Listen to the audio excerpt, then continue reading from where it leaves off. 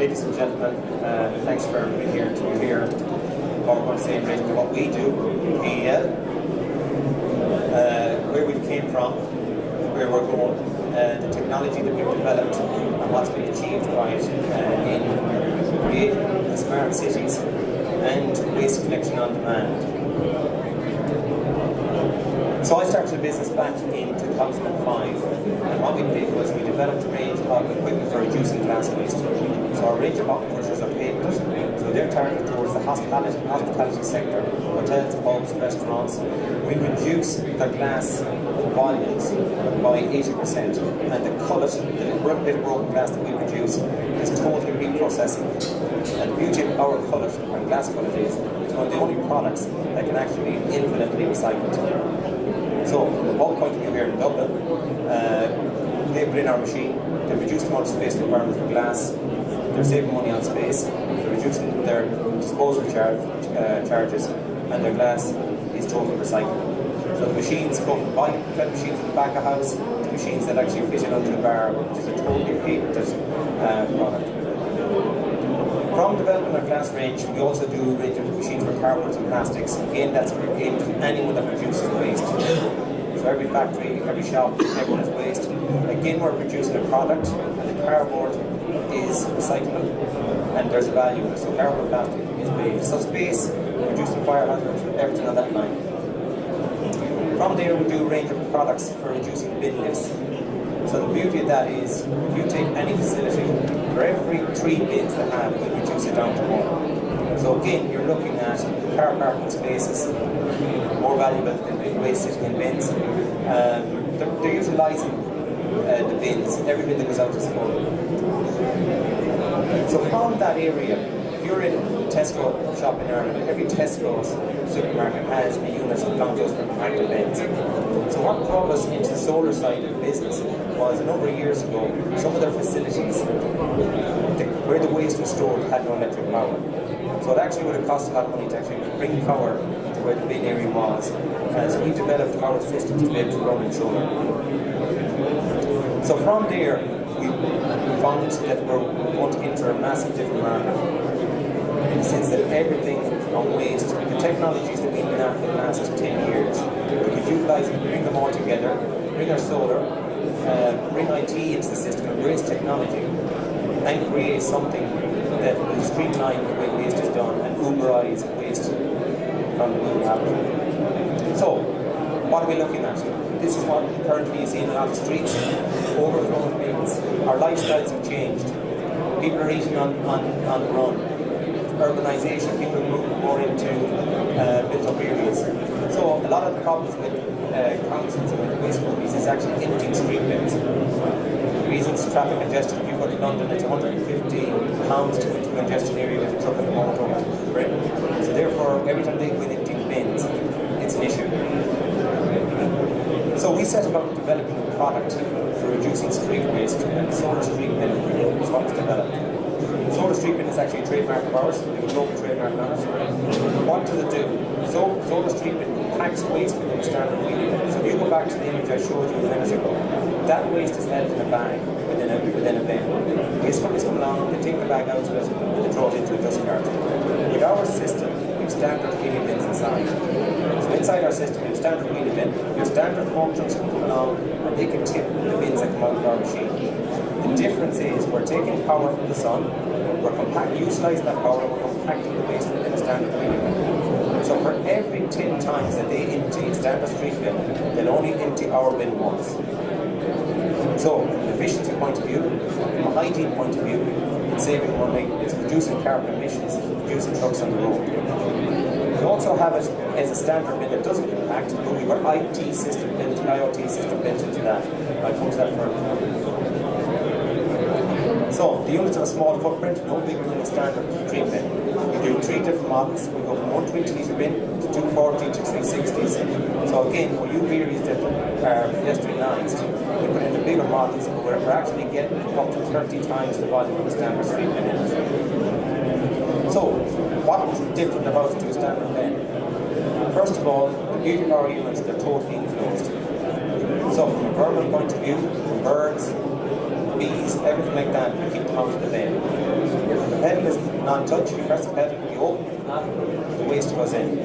The system is monitoring real time. So it's looking into the bin. Once the bin hits whatever percentage we set it to, it then compacts. From there, the council, at any time they log on to the system, or they can have it on their smartphone, they can see exactly the location of their bins, and they can see the exact fill level of their bins.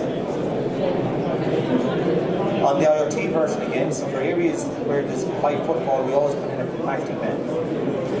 Where there's lower footfall, we put in the IoT bin, but we link the software of all the bins together. So from the platform point of view, the council will see all their bins. But again, rather than emptying bins that are only 10%, 20%, 30%, they're now emptying all bins at 100%. So now we're down to the technology side of it. So the beauty of our systems is we're linking them all to technology. Now what we use mainly is what's known as the Sigfox network. I presume you're familiar with the Sigfox network. So the Sigfox network runs on what is a radio frequency. The beauty of that is it's a low-cost network. Secondly, the frequency stays up. So where you take where we're doing rock concerts or where there's big sporting events and you have very high volumes of people, generally GSM will drop. But the Sigfox network will stay the same. So now all our bins are connected. So when we put bins into a council or into an estate, they can log on, they can see all their bins, they can monitor their bins, they can tell the temperature within inside the bins. It's giving them real-time management of all their waste. So from that then, they can have it on their dashboard, they can have it on their laptop, they can have it on their smartphone. Our system then, we can set the alerts to any level. So we can alert them at 90%, we can alert them at 100%. It will tell them exactly the individual bin that's due to be emptied. They can also then pull down a report at the end of the month on any individual bin. They can see them in all the group of bins, when they were emptied, when they were, what footfall was going by, the volume of people that was using it for waste. So it's utilising technology into the waste system. On our dashboard, on the bins, as the actual bin starts to fill, our icon goes from green to amber to red. So in a lot of places, we take Walton Forest in London. In their operations room, they have a screen left open with all their bins live. So once a bin turns to red, they know a bin is full. So at that stage, that alert is gone to the street team, and then that bin is only serviced at that stage. Again, they can get text alerts, they can get email alerts, whatever is suitable to the customer. If things that we don't have a Sigfox network in that area, yes, we will use GSM. So what you're looking at here is the current system that's used. So the empty the bins, whether they're 50% or 110% or overflowing, all the bins are generally emptied in rotation or on a certain day, emptied on Wednesday, Thursday, Fridays or whatever. By implementing our system, we link directly into the drivers, so the driver gets alerted directly to his seat. The bin is in place, whether it's the IoT bin or the Solar Street bin. Our right bin software then is what's included. So now, he's actually only emptying the bins that are above a certain level. So we'll set the threshold on that, we'll filter that.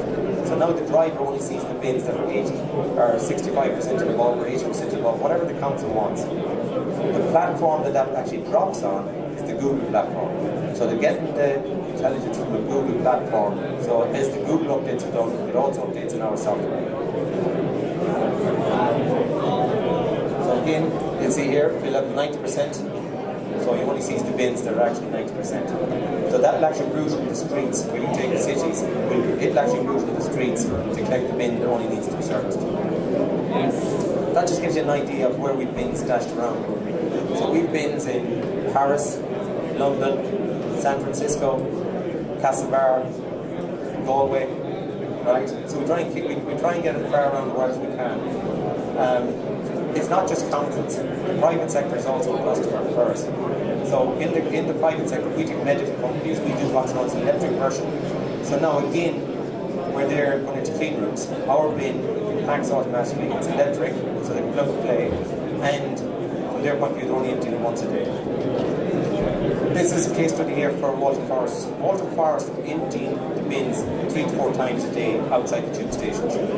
By implementing our products, we're now gone to every 3 to 4 days. So you can imagine outside the tube station how busy they are. So you can see from their point of view the savings. Trucks aren't going in 3 times a day, now into every 3 to 4 times a week.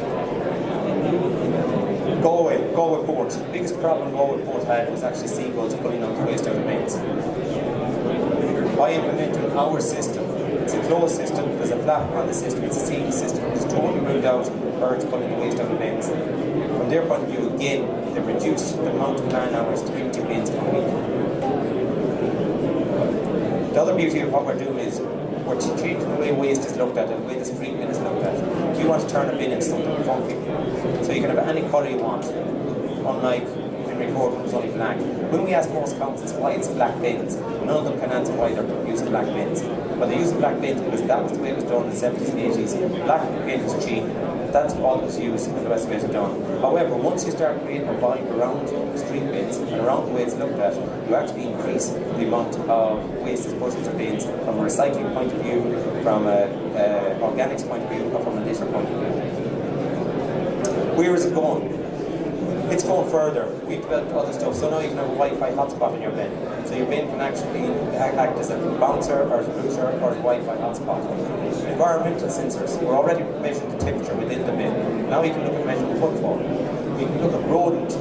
Right, again, we can put rodent detection built into the bottom of the bin. The rodent will go in, he gets a bit of whatever fed, but we know the rodent has gone into our bin. Phone charging.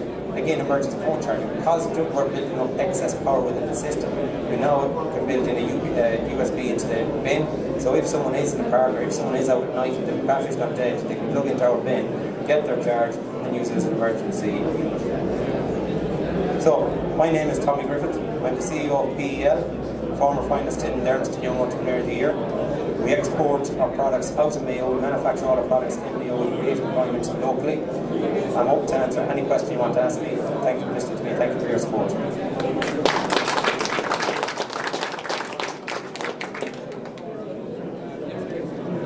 Any question? Any question? Anyone would like to buy a couple hundred bins? Most of our bins we actually don't sell. We rent the bins. So from that point of view, we can offer the council or any business a bin at a very low cost on a monthly basis. We look after the servicing, the maintenance, the warranty, and that also includes the network. So you can have a bin like that for approximately €90 a month. Okay, again, the IoT bins are about €30 a month, including technology. The other side of that is we can also link that technology to all our other products. So from a point of view of hotel groups or anything like that, they can log in, they can see all their units, they can see the machines, they know exactly what's happening within the machines, the service records for the machines, and also in the bins of the empty. So thank you very much.